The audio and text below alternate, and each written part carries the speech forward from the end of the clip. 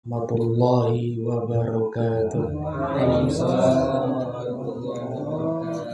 Alhamdulillahilladzi balaghana ila amil jadid. Asyhadu an la ilaha illallah wa asyhadu anna Muhammadan abduhu wa rasuluh. Allahumma shalli wa sallim wa barik ala sayyidina Muhammad wa ala alihi wa ashabihi wa man tabi'ahum bi ihsanin ila yaumiddin, amma ba'd. Segala puji bagi Allah, Zat yang masih mengizinkan kita untuk sampai di tahun yang baru, ila amil jadid. Dan di tahun yang baru tentunya kita sudah melakukan evaluasi terutama ibadah kita. Ada yang menutup 2025 dengan berbagai cita-cita yang tercapai, harapan yang terwujud menjadi lurah. Alhamdulillah. Setelah mendoakan guru, kita doakan Pak Lurah sekarang.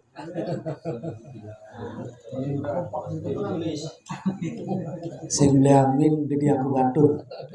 Amin. Masya Allah. Baik, kita lanjutkan halaman 40.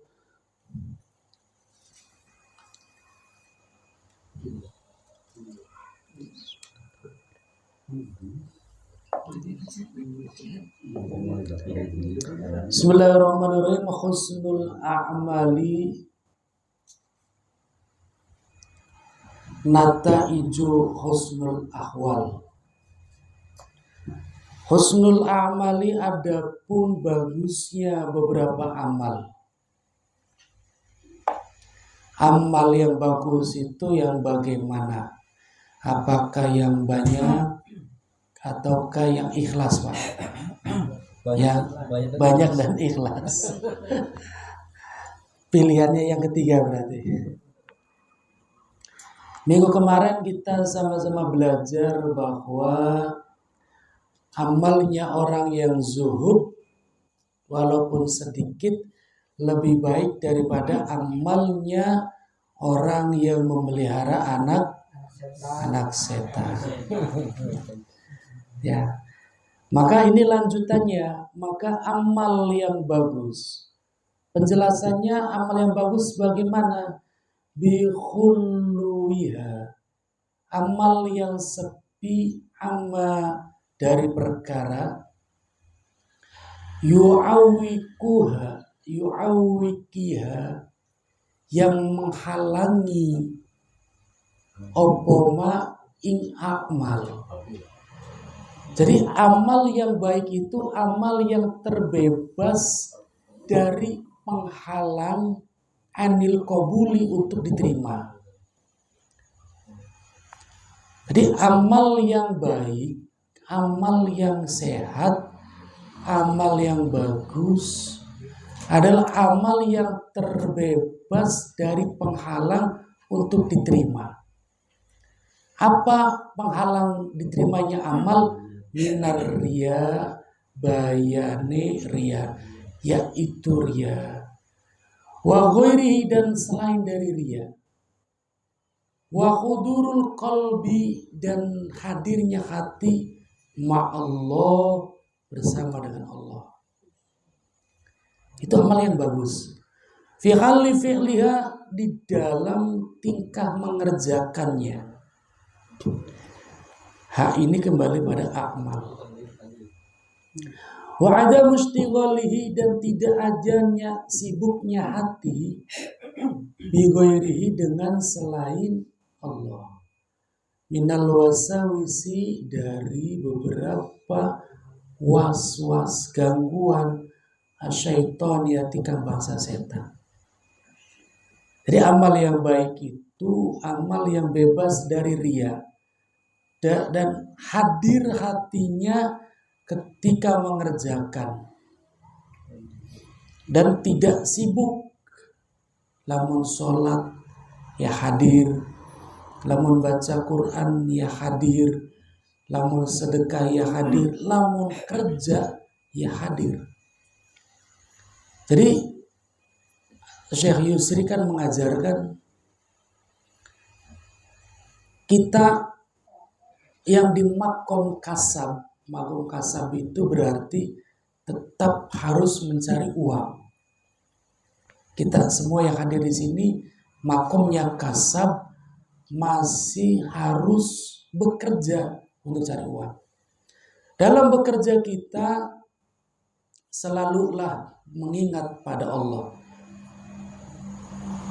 selalu berzikir pada Allah, sambil ngajar, sambil mancing, sambil nukang, sambil lelang, sambil nganter galon, sambil bengkel, sambil hatinya jangan lepas dari Allah. Namanya hadir hatinya. Kalau kita hatinya hadir dalam bekerja, pasti jujur dalam bekerja. Nah, amal yang baik itu akan keluar. Nah, kita lanjut. Nata ijo husnil akhwal, buah dari bagusnya hati. Akhwal itu keadaan hati. Simpelnya gini, teko akan mengeluarkan isinya. Gak mungkin teko isinya teh keluarnya air putih. Gak mungkin kan? Gak mungkin. Teko isinya kopi, gak mungkin keluarnya teh. Pasti kopi. Teko isinya air putih, keluarnya air putih. Itulah hati kita, Pak. Hati yang bagus, hati yang baik, hati yang makrifat akan mengeluarkan amal yang baik. Hati kita pengen di alam, pasti amalnya juga digawe-gawe. Ya kan? Gak apa adanya. Hati kita buruk, amal kita pun pasti buruk. Orang yang hatinya hasad, pasti gerak tubuhnya menunjukkan hasad. Saya hasad pada Pak Samsul. Gimana caranya saya menghancurkan? Maka gerak tubuh saya pun akan berjalan menuju menghancurkan orang yang saya hasadi. Udah, itu aja. Saya benci ke orang, pasti gerak tubuh saya akan menunjukkan permusuhan. Hanya orang yang hatinya dihadirkan cahaya marifat, sakit hati pada orang dia tetap baik. Kalau hatinya tidak ada cahaya marifat, ketika benci pada orang pasti gerak tubuhnya menunjukkan kebencian. Maka amal yang baik hanya dihasilkan oleh hati yang baik. Pengen betul amal yang ikhlas, amal zahir, maka akan keluar dari hati yang ikhlas. Amal gerak tubuh menunjukkan sabar, berangkat dari hati yang sabar. Udah. Kalau hatinya baik, keluarnya baik. Hatinya buruk, keluarnya buruk. Hatinya ria, keluarnya ria. Maka harus berjalan beriringan antara syariat dengan hakikat. Gak bisa.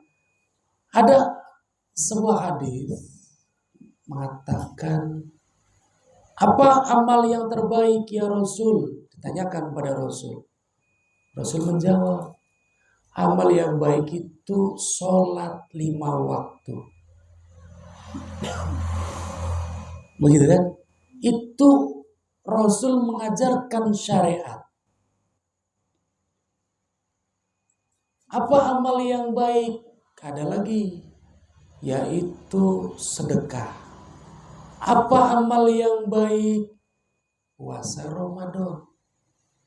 Semua adalah syariat. Amal yang baik itu bisa menjadi tidak baik ketika hatinya nggak baik. Sepakat? Iya. Maka masuknya kerana hakikat. Kita sholat 5 waktu, tapi tujuannya bukan Allah, apakah tetap baik? Tidak. Hakikat. Kalau orang hanya ngaji di syariat, yang dia kejar hanya kuantitas, hanya hitungan jumlah, hanya hitungan nominal. Orang sedekah banyak, bagus nggak Pak? Bagus. Tapi kalau tujuannya bukan Allah, hancur. Nah, itulah hakikat. Hakikat itu bukan menghapus syariat, tapi menyempurnakan syariat. Maka ketika Ibnu Athaillah mendengar ada seorang tasawuf datang ke Alexandria,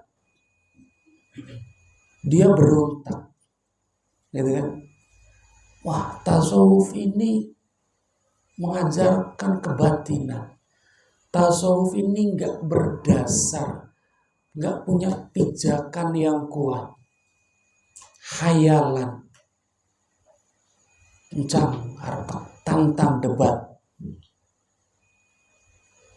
Waktu itu yang datang gurunya kan, Abu Abbas Al-Mursi. Terus menggebu-gebu datang dari rumah harap mendebat Abu Abbas Al-Mursi. Begitu ngadep di hadapannya Abu Abbas Al-Mursi, bergetar, kicep, orang wani ngomong, melepas seketika. Dulu gak ngomong, daun deleng raine baik wis. Padahal Ibnu Athaillah pakar fikih. Pakar fikih. Kalau fikih kan syariat. Fikih itu syariat. Langsung bergetar, kemudian ngomong Abu Abbas, wahai anak muda, sesungguhnya kamu memiliki cahaya ilmu, tapi tertutup. Nangis Ibnu Athaillah. Tertutup oleh apa? Keakuan, merasa dirinya punya ilmu. Itu yang bisa menyingkap tabir itu kan hakikat. Hakikat kita itu nggak punya ilmu, hanya titipan. Ketika orang merasa dirinya punya ilmu, yang muncul apa? Sombong. Pengakuan diri, menyepelekan orang yang tak punya ilmu. Merasa diri kita bisa itu apa? Ilmu kan? Bisa dandan mobil, ilmu. Bisa dandan motor, ilmu. Bisa mancing, ilmu. Hati-hati, bab mancing be anak wong sing sampe sombong, Pak. Bener gak? Ini bab mancing loh. Paingan je, mau mancing jam kono. Salah rangkaiannya bega. Ya relasi mau kono. Tuh walasannya eplek-eplek. Merasa punya pengetahuan, dalam bab mancing. Hati-hati, berpotensi takabur. Apa sih sombong itu? Menolak kebenaran dan menyepelekan orang lain. Itulah sombong. Maka hati-hati, dalam bab mancing ada kesombongan. Dalam bab camping ada kesombongan. Wah, ya bibitnya bengkel. Maka banyakin istighfar.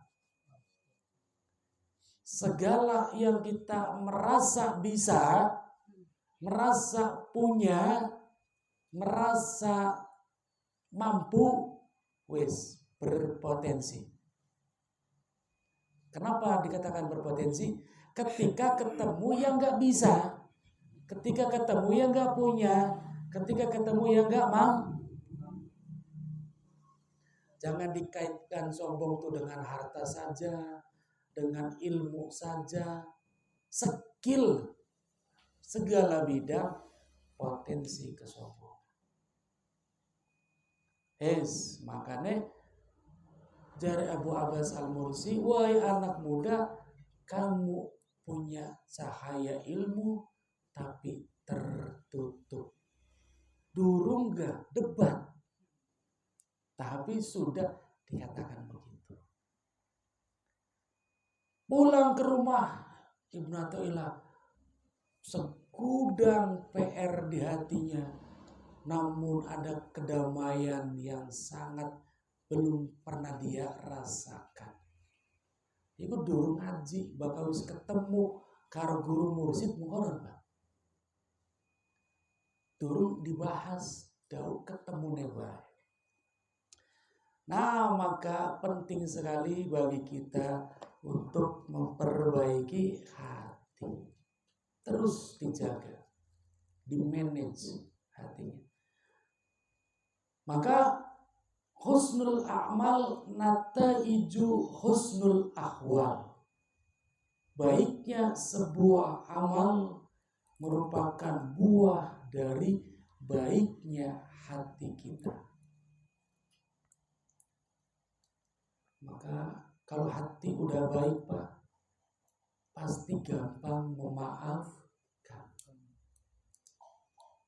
Sesakit apapun hati kita, kalau hati udah baik, dendam tuh gak betah. Dendam gak akan betah. Sesakit hati, sesakit apapun hati kita, sampai tekan diidui ya, dipelototi, diidui, dicaci maki, akan mudah memaafkan. Contoh siapa? Kanjeng Nabi.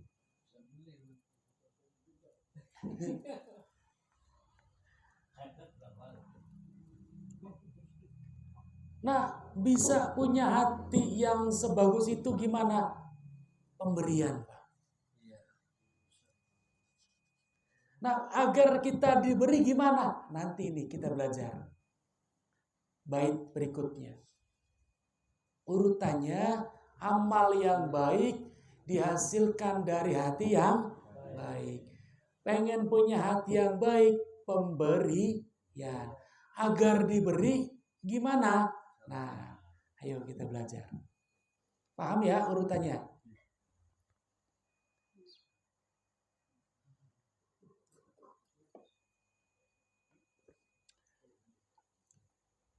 Wa husnul akhwal, dan adapun baiknya akhwal. Kita maknanya dulu. Al-qaimatu bil qulub, akhwal yang baik yang menetap di dalam hati, minaz zuhdi zuhud. Itu contoh akhwal yang baik yang ada di dalam hati, zuhud fid dunya. Wal ikhlas, ikhlas lillah. Zuhud, ikhlas. Bi ayyaksida bi amalihi ubudiyatillahi ta'ala. Semua ibadahnya diniatkan untuk ibadah pada Allah. Itu hati yang baik. Hati yang baik itu gimana? Hati yang zuhud, hati yang ikhlas, yang semua ibadahnya diniatkan untuk Allah. La litolabi khadzin, tidak mencari bagian untuk dirinya, ajilin yang kontan, wala thawabin, dan tidak mencari balasan, ajilin yang tempo. Jadi lillahi ta'ala, enggak karena surga dan neraka, tanpa kepentingan. Kita udah belajar ikhlas ada banyak tingkatan. Kita ibadah pengen surga neraka mesti dikatakan ikhlas. Ikhlas paling rendah. Ikhlas yang kelas tinggi, kelas menengah, ibadahnya untuk Allah, gak pengen surga, gak pengen neraka, apa mending duit. Bahkan kita ibadahnya pengen apa, Pak? Dirawu di kaber, mulane dongane gaya robana atina fid dunya. Dunia dikit. Di sini jaluk apa? Dunia dikit. Ya, wajar. Aranega pasukan brekele, gula-gulaan. Fit dunia dikit. Nah, ada orang ibadah pengen dunia. Ada orang ibadah pengen surga wedi neraka. Karena wong ibadah pengen ridhone Allah. Wong ibadah pengen surga dan neraka. Iki ikhlas, Pak. Mesti katakan ikhlas. Tapi ikhlas untuk ahli ibadah. Kelas kula-kulaan. Ih, keren temen aku kula-kulaan. Semua orang pengen sugih gede. Ya. Kalau saya bolak-balik lagi, saya ulang-ulang lagi. Silakan ada ibadah untuk dunia. Silakan. Misalkan duha, pengen sugih, silakan. Tahajud, pengen rabi maning, silakan. Sholawat pengen dari lurah, silakan. Tapi anaha ibadah sing khusus untuk Allah saja. Yang untuk yang orang nggak tahu, yang istiqomah, yang untuk Allah saja. Rahasia. Dunia. Aja KB untuk dunia KB. Modern gak apa.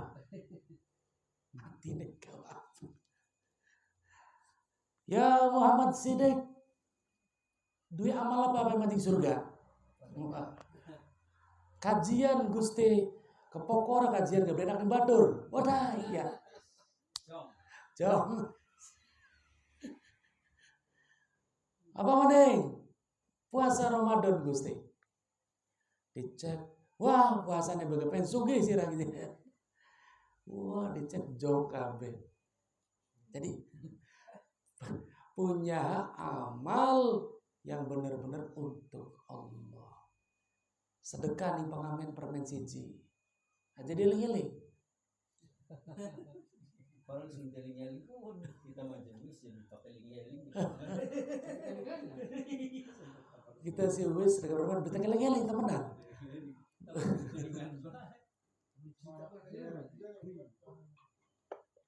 Pripun Pak Ji? Iya. Nah, itu. Maka dua amal saya ulang yang istiqomah yang hanya untuk Allah saja. Tingkatan yang ketiga, ada orang yang ibadah, beli pengen surga, beli pengen neraka, tapi masih mengakui saya bisa beramal,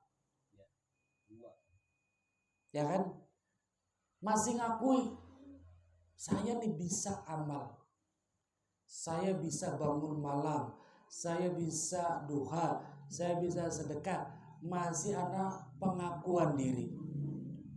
Bisa ada muncul tapi kok. Tapi lebih pengen surga, pengen ridho Allah. Nah, yang terakhir, yang paling tinggi, ibadahnya hanya pengen ridho Allah dan mengakui bahwa dia bisa ibadah hanya karena pertolongan Allah. Itu namanya bukan lillah, tapi billah, dengan pertolongan Allah. Siapa diantaranya? Rabi'ah al-Adawiyah. Rabi'ah al-Adawiyah mengatakan, ya Rob, jika saya ibadah ini karena di neraka, anjing akan kita di neraka. Jika kita ibadah karena pengen surga, haramkan surga buat saya. Berarti saking pengennya Gusti Allah saja. Baik, kita lanjut.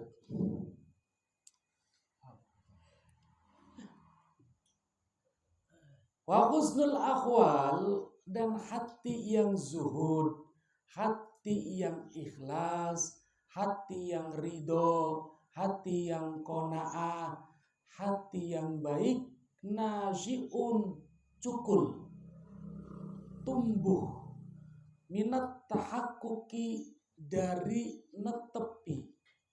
Coba, kita pengen dapat makom zuhud, makom ikhlas, makom qanaah, itu diberikan oleh Allah karena apa? Karena kita menetepi fi maqamatil inzal. Apa itu maqamatil inzal? Ay fil maqamat allati tanzilu fi qulubil arifin wa hiya ma'ariful ilahiyah yuridu Allah ta'ala ala qulubin takunu sababan fit tarkid dakwah.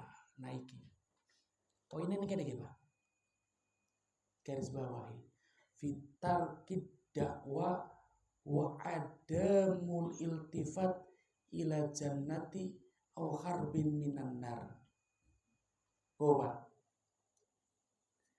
pengen punya hati, saya ulang, amal yang baik keluar atau buah dari hati yang baik.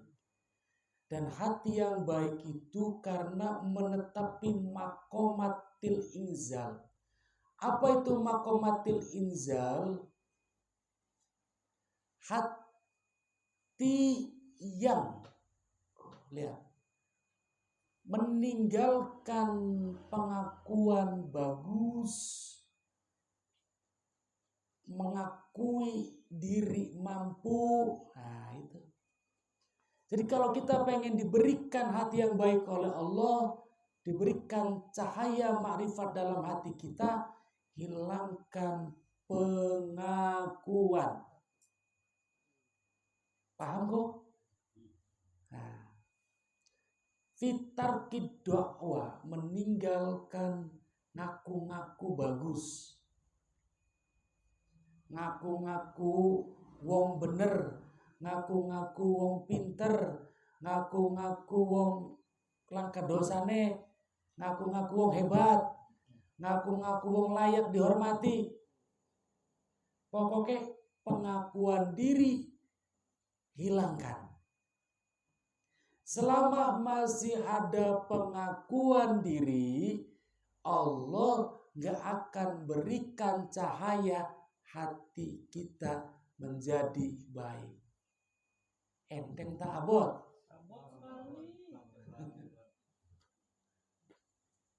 Abot ya. Kita udah bisa tahajud terong dina bae wis ngerasa Hebat. Tah batur pada turu ki jam semene. Di Ramatangi dipoto sejadah iki. Tasbihnya dipoto. Qur'annya dipoto. Baca belum bisa berapa? Bukan lagi jujur si selfie. Terjaga di sepertiga malam. Betapa tenangnya sepertiga malam. Celing, pemberitahuan. Ekca memperbarui statusnya.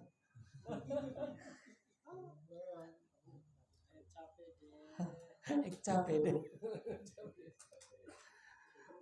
Nah itu berat. Makanya pantas jika amal kita selalu berpenyakit. Udah kembali lagi ke settingan awal doa ya, amal sing istiqomah sing hanya untuk kita dengan Allah. Bokat baikin kita di penolong. Siji bewes lah. Syukur-syukur akeh. Sing istiqomah. Mbu istighfar ping 1 juta, ping 3, ping 1. Entas apa konon gak? Sing rahasia.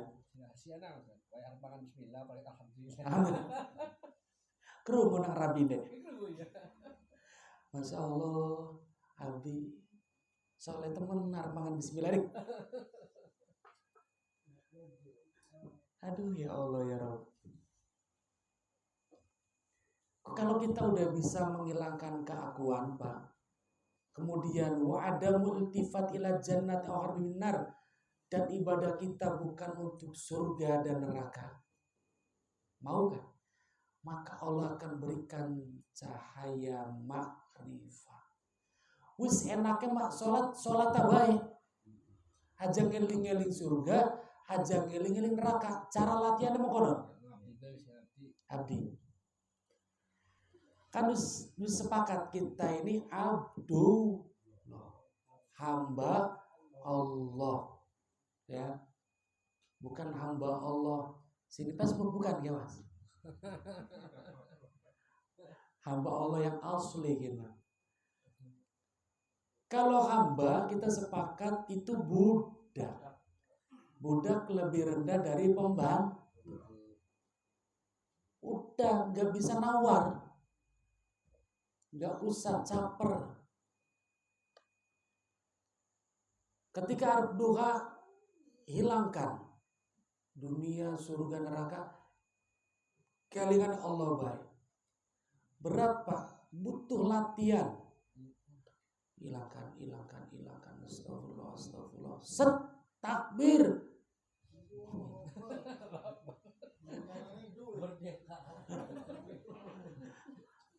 Jadi baka arep sholatku ngadeg dikit, tarik nafas dulu, perangi hati dulu kan, kepentingannya,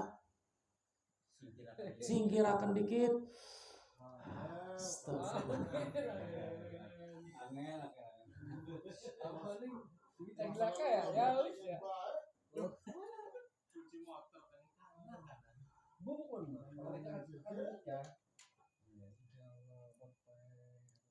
Bukan bayang tak sembayang ini. Ada rezeki yang tak terduga ya Allah.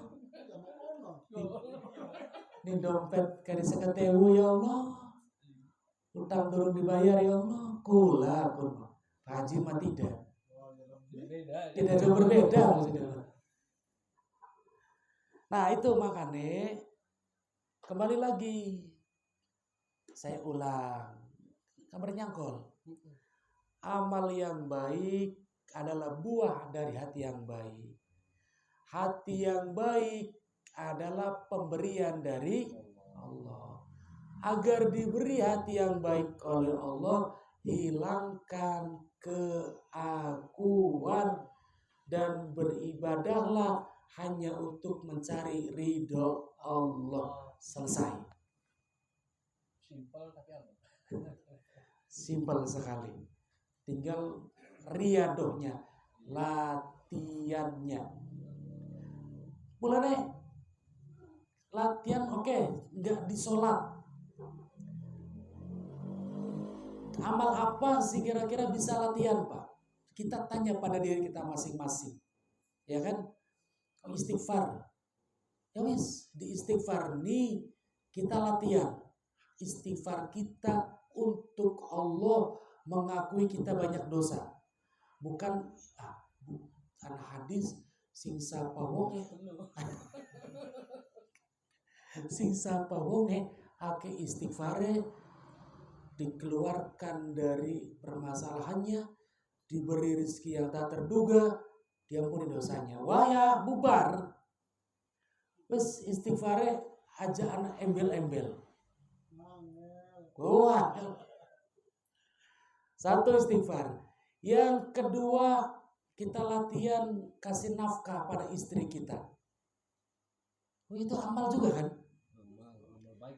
Coba ketika kita beri nafkah pada istri kita, jangan kamberan nurut atau kamberan mesem, kamberan bengi oli jatah.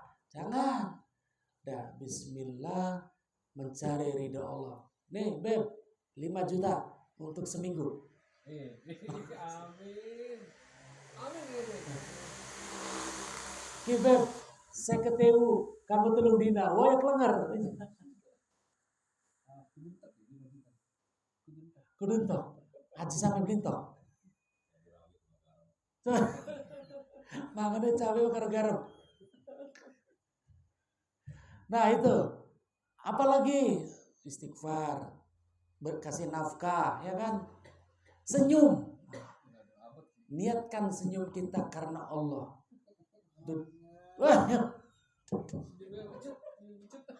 Si gampang apa Pak? Senyum kita untuk Allah. Nah, barinya Pak, mendi, senyum. Priwe kabare, senyum.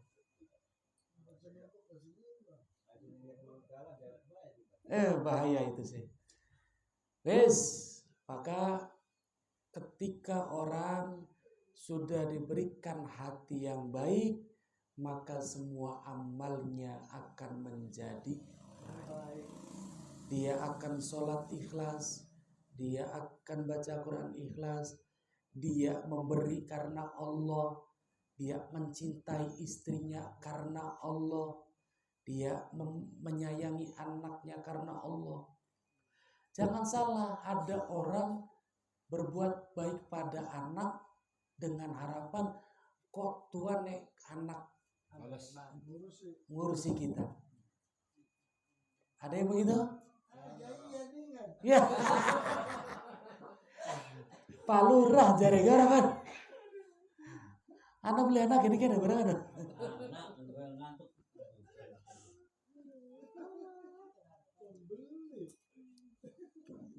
Nah, aku lagi sering pisan Pak ketemu pasien.